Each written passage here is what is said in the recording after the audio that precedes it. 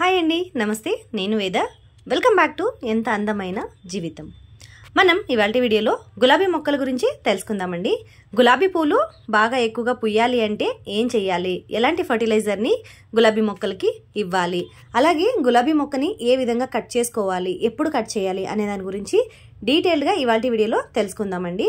అలాగే మన వ్యూవర్స్ కూడా మనకి కామెంట్ పెట్టారండి, ఆకులన్నీ ఎల్లో కలర్లోకి అయిపోయి ఆకులన్నీ రాలిపోతున్నాయండి, ఏం చెయ్యాలి అని చెప్పి చాలామంది కామెంట్స్ అయితే పెట్టారనమాట. సో వాటి గురించి కూడా నేను ఇవాళ వాళ్ళ కామెంట్స్కి కూడా ఆన్సర్ని ఇస్తూ వాళ్ళ డౌట్స్ని క్లియర్ చేస్తూ ఈ వీడియోని అయితే పోస్ట్ చేస్తున్నానండి. ఈ వీడియో కొంచెం లెంతీగా ఉంటుంది. వీడియోని ఎక్కడా స్కిప్ చేయకుండా వీడియోస్ని అయితే చూడండి. మొక్కలకి ఏవైతే మనం ఫర్టిలైజర్ని ఇస్తామో అది మొక్క ఎప్పుడు అబ్జర్వ్ చేసుకుంటుంది, మనము ఎప్పుడు ఇవ్వాలి ఆ ఫర్టిలైజర్ని అనే దాని గురించి కూడా డీటెయిల్గా చెప్తానండి ఇవాళ వీడియోలో. సో వీడియోని అయితే ఎండ్ దాకా చూడండి, ఎక్కడ స్కిప్ చేయకుండా. మరి వీడియో నచ్చితే తప్పకుండా ఒక లైక్ చేయండి. అలాగే వీడియో యూస్ఫుల్ అని అనిపిస్తే మీ ఫ్రెండ్స్ అండ్ ఫ్యామిలీకి, రిలేటివ్స్కి వీడియోని షేర్ చేయండి. కొత్తగా కనుక ఎవరైనా మన ఛానల్ని చూస్తున్నట్లయితే తప్పకుండా మన ఛానల్ని సబ్స్క్రైబ్ చేసుకోండి. సో ఇప్పుడు గులాబీ మొక్కల గురించి తెలుసుకోవడంలో మనకి ఒక ఆనందం అన్నమాట. ఎందుకంటే ఈ గులాబీ పూలు అనేవి సీజన్ కాకుండా ఎప్పుడు చెట్టు నిండా పూస్తూనే ఉంటాయి అన్నమాట. ఇది నా దగ్గర ఉండే నాటు గులాబీ మొక్క అండి. ఆల్రెడీ దీన్ని ఎలా కట్ చేయాలి, వీటికి కట్ చేసిన తర్వాత మొక్కని మనం ఎలా మెయింటైన్ చేయాలి అనే దాని గురించి కూడా ఒక వీడియో అయితే పోస్ట్ చేశానండి. ఆ వీడియో లింక్ని డిస్క్రిప్షన్ బాక్స్లో ఇస్తాను, మీరు చెక్ చేసుకోవచ్చు. చెట్టు నిండా మొగ్గలు రావాలి అంటే మొక్కకి మనం ముందుగా పొటాషియంని అందించాల్సి వస్తుంది అనమాట. అలాగే మొక్క సాయిల్ అనేది ఒకసారి ముందుగా మనం చెక్ చేసుకోవాల్సి వస్తుంది అనమాట. ఇప్పుడు కొంతమంది నాకు మన వ్యూవర్స్ ఇద్దరు కామెంట్ పెట్టారండి నాకు, రెగ్యులర్గా మన ఛానల్ని వాచ్ చేసే వ్యూవర్స్ అనమాట వాళ్ళు. సో థ్యాంక్ యూ అండి, మీ కామెంట్ పెట్టినందుకు నాకు చాలా హ్యాపీగా అనిపించింది. మన వ్యూవర్స్ ఎవరైనా సరే ఏమైనా డౌట్స్ ఉన్నా, ఏమైనా చెప్పాలనుకున్నా కూడా నాకు కామెంట్ చేయొచ్చు మీరు. సో మీ కామెంట్ చూస్తే నాకు చాలా హ్యాపీగా అనిపిస్తుంది. అలాగే మళ్ళీ ఇంకా కొన్ని కొత్త వీడియోలు చేయడానికి ఎనర్జీ బూస్టర్లా ఉంటుందన్నమాట నాకు. సో ప్లీజ్ వీడియో చూసిన వాళ్ళందరూ వీడియో గురించి మీకు ఏమనిపిస్తే దాని గురించి నాకు కామెంట్ చేయొచ్చు. సో ఇక్కడ చూస్తున్నారు కదా, ఇవన్నీ కూడా నా దగ్గర ఉండే హైబ్రిడ్ గులాబీలు అనమాట. ఇవి కూడా ఇప్పుడు చిన్నగా మొన్న కట్ చేశాను కదా, కట్ చేసిన తర్వాత అయితే చిన్నగా రావడానికి మొదలైనవి. కానీ ఈ క్లిప్స్ మాత్రం ఇవి నాకు పాతగా ముందుగా నేను వీడియో తీసి పెట్టుకున్నాం అనమాట. ఫ్లవరింగ్ వచ్చినప్పుడు వీడియో తీసి పెట్టుకున్నాను అనమాట ఇది. సో అప్పుడు ఇదైతే నేను ఈ క్లిప్ని మీకు జాయిన్ చేస్తున్నాను ఇక్కడ. సో ఇప్పుడు నెక్స్ట్ ఏంటంటే మనం పూల మొక్కలకి, గులాబీ మొక్కలకి ఎక్కువ బలాన్ని అందించేటువంటి కొన్ని ఫర్టిలైజర్ని అయితే మీకు తెలియజేస్తాను అనమాట. అందులో ముందుగా మనకి గులాబీ మొక్కలకి ఏదైనా ఫర్టిలైజర్ ఇవ్వాలి అని అనుకున్నప్పుడు మనకి ముందుగా గుర్తొచ్చేది ఏంటి, ఎగ్ గురించి. మనం ఎగ్ ఫర్టిలైజర్ కావచ్చు, ఎగ్ పీల్స్ కావచ్చు, మొక్కకి మనం ఎగ్ ఫర్టిలైజర్ని ఎలా ఇవ్వాలి, అలాగే ఒక మొక్కకి ఎంత మాత్రంలో మనం ఎగ్ ఫర్టిలైజర్ని మొక్కలకి ఇవ్వచ్చు అనే దాని గురించి చాలా జనాలకి డౌట్స్ అయితే ఉన్నాయన్నమాట.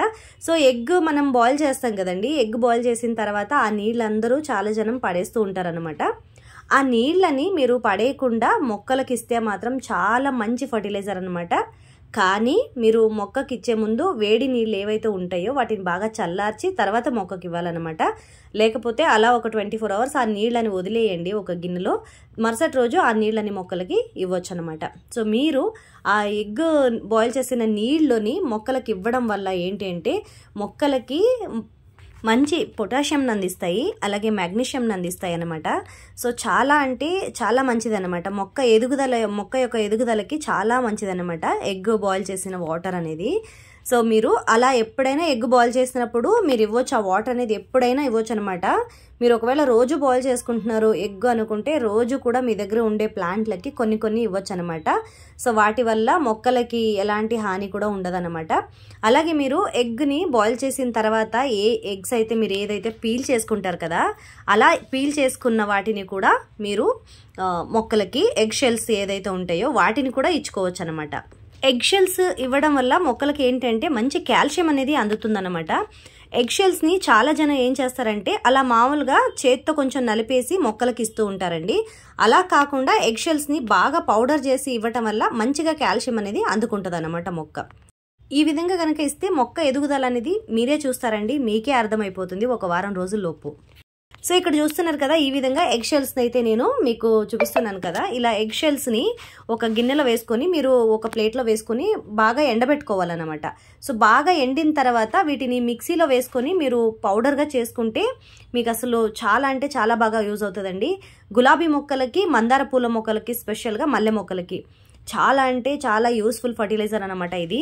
సో ఎగ్ షెల్స్ని ఎవరైనా పడేస్తుంటే కనుక ఇవాళ నుండి ఈ వీడియో చూశారు కదా, ఈ వీడియో చూసిన తర్వాత ఇంకెప్పుడు ఎగ్ షెల్స్ని పడేయకుండా మీ దగ్గర ఉండే మొక్కలకి మీరు యూజ్ చేసుకోవచ్చు అనమాట.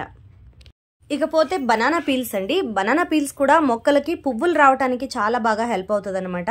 బనానా పీల్స్లో పొటాషియం అనేది చాలా ఎక్కువగా ఉంటుంది కాబట్టి పువ్వులు రావడానికి చాలా బాగా ఈ బనానా పీల్స్ అనేది హెల్ప్ అవుతుంది. ఈ బనానా పీల్స్తో ఎండబెట్టేసి మీరు పౌడర్ చేసుకుని కూడా మొక్కలకు వేసుకోవచ్చు అప్పుడప్పుడు, లేకపోతే లిక్విడ్ ఫర్టిలైజర్గా నీళ్లలో వేసుకొని కూడా వేసుకోవచ్చు. ఇక మూడోది వచ్చేసి ఆనియన్ అండి. ఆనియన్ పీల్స్ ఏవైతే ఉంటాయి కదా, మనం రోజు వంటలోకి ఎలా కాదన్నా 2-3 ఆనియన్స్ అయితే వాడుతూనే ఉంటాం కదా. ఈ ఆనియన్ పీల్స్ అన్నిటిని కూడా ఈ విధంగా నానబెట్టుకొని వీటి నీళ్ళు ఏవైతే వస్తాయో ఆ నీళ్ళు అన్నిటిని కూడా మీరు మొక్కకి పోస్తే గనక మొక్క అయితే చాలా బాగా ఎదుగుతుందండి. ఈ ఆకులు ఎల్లో కలర్గా అయిపోయి రాలిపోతున్నాయని చెప్పి నాకు కామెంట్ చేశారు కదండి.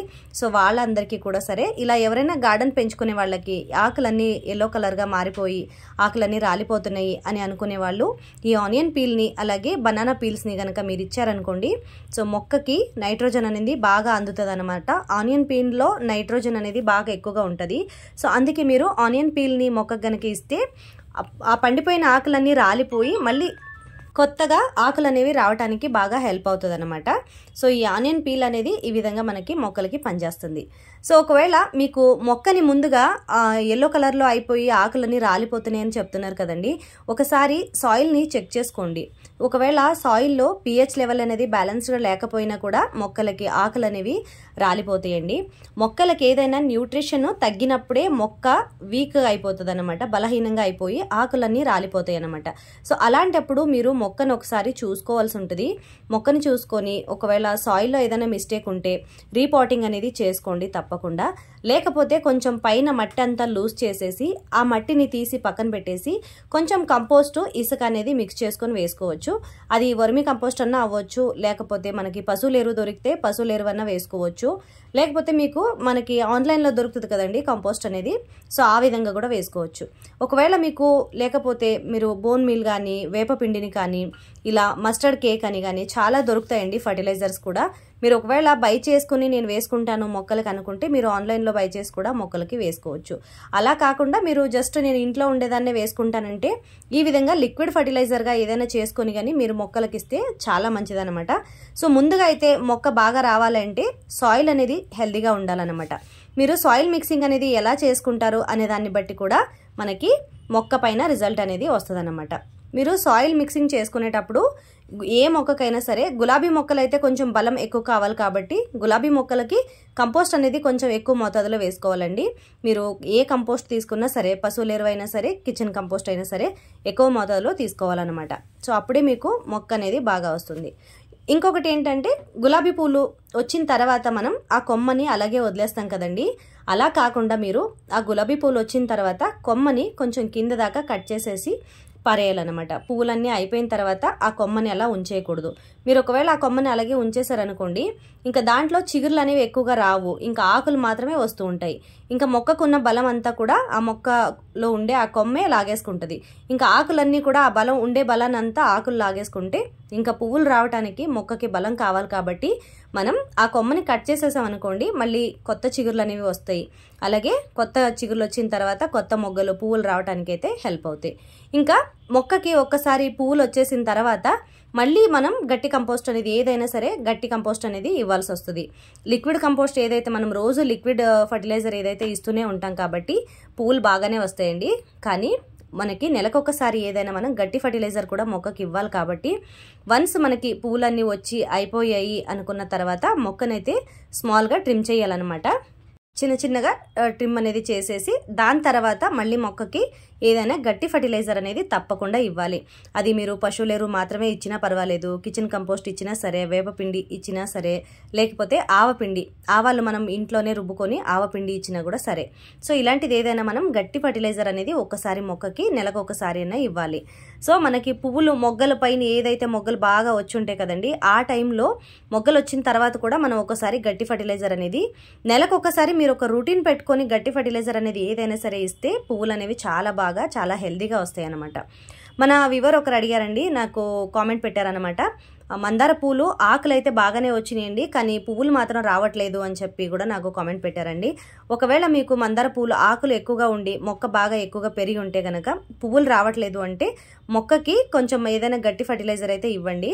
కిచెన్ కంపోస్ట్ కానీ ఏదైనా కొంచెం గట్టి ఫర్టిలైజర్ ఇవ్వండి. దాని తర్వాత బనానా పీల్స్ అనేది మీరు లిక్విడ్ ఫర్టిలైజర్గా చేసి ఇచ్చినా సరే, లేకపోతే బనానా పీల్స్ని ఎండబెట్టేసి పౌడర్గా ఇచ్చినా సరే, బనానా పీల్స్ అనేది ఎక్కువగా ఇవ్వండి. వారానికి ఒకసారైనా తప్పకుండా ఇవ్వండి. అలా ఇచ్చినప్పుడు మీకు మొక్కకి పువ్వులు అనేవి తప్పకుండా వస్తాయండి.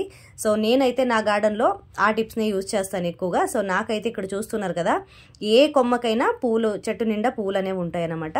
అవి గులాబీ పూలైనా సరే, మందార పూలైనా సరే, మల్లె పూలైనా సరే, అన్ని మొక్కలకి నేను పూల మొక్కలని ఎక్కువగా పెంచుకుంటున్నాను కాబట్టి అన్ని మొక్కలకి నేను ఈ బనానా పీల్ ఫర్టిలైజర్ అనేది తప్పకుండా ఇస్తూ ఉంటాను అనమాట. సో బనానా పీల్స్ ఫర్టిలైజర్కి అయితే మనం ఏం ఖర్చు పెట్టక్కర్లేదు కదండి, ఇంటికి ఎలాగో తెచ్చుకుంటాం బనానాస్. తెచ్చుకున్న తర్వాత వాటిని నీళ్ళలో వేసి 1 or 2 days ఉంచేసి ఆ లిక్విడ్ ఫర్టిలైజర్ని అయితే మనం మొక్కలకి ఇవ్వాల్సి ఉంటుంది. మీరు ఎక్కువ రోజులు కనుక పెట్టుకున్నారనుకోండి, ఫర్టిలైజర్ మంచిగా రెడీ అవుతుంది. దాంట్లో ఇంకా కొన్ని నీళ్లు పోసి మీరు డైల్యూట్ చేసి అయితే మొక్కకి ఇవ్వాల్సి వస్తుంది. 1 or 2 days పెట్టుకున్నారంటే ఇంకా నీళ్లు కలిపి ఇవ్వాల్సిన అవసరం లేదనమాట, మీరు డైరెక్ట్గానే ఇచ్చేయచ్చు అనమాట. సో చూసారు కదండి, గులాబీ మొక్కల గురించి నాకు తెలిసిన కొన్ని టిప్స్ని అయితే మీతో షేర్ చేసుకున్నాను. అలాగే మన వ్యూవర్స్ పెట్టిన కామెంట్ కూడా నేను ఆన్సర్ ఇచ్చానని అనుకుంటున్నానండి. మరి వీడియో నచ్చిందా? వీడియో నచ్చితే తప్పకుండా ఒక లైక్ చేయండి. మరి కొత్తగా ఎవరైనా మన ఛానల్ని చూస్తున్నట్లయితే తప్పకుండా మన ఛానల్ని సబ్స్క్రైబ్ చేసుకోండి. ఈ వీడియో కనుక మీకు యూస్ఫుల్ అని అనిపిస్తే మీ ఫ్రెండ్స్ అండ్ ఫ్యామిలీకి, రిలేటివ్స్కి వీడియోని షేర్ చేయండి. మరొక మంచి వీడియోతో మీ ముందు ఉంటాను. అంతవరకు కీప్ వాచింగ్ ఎంత అందమైన జీవితం.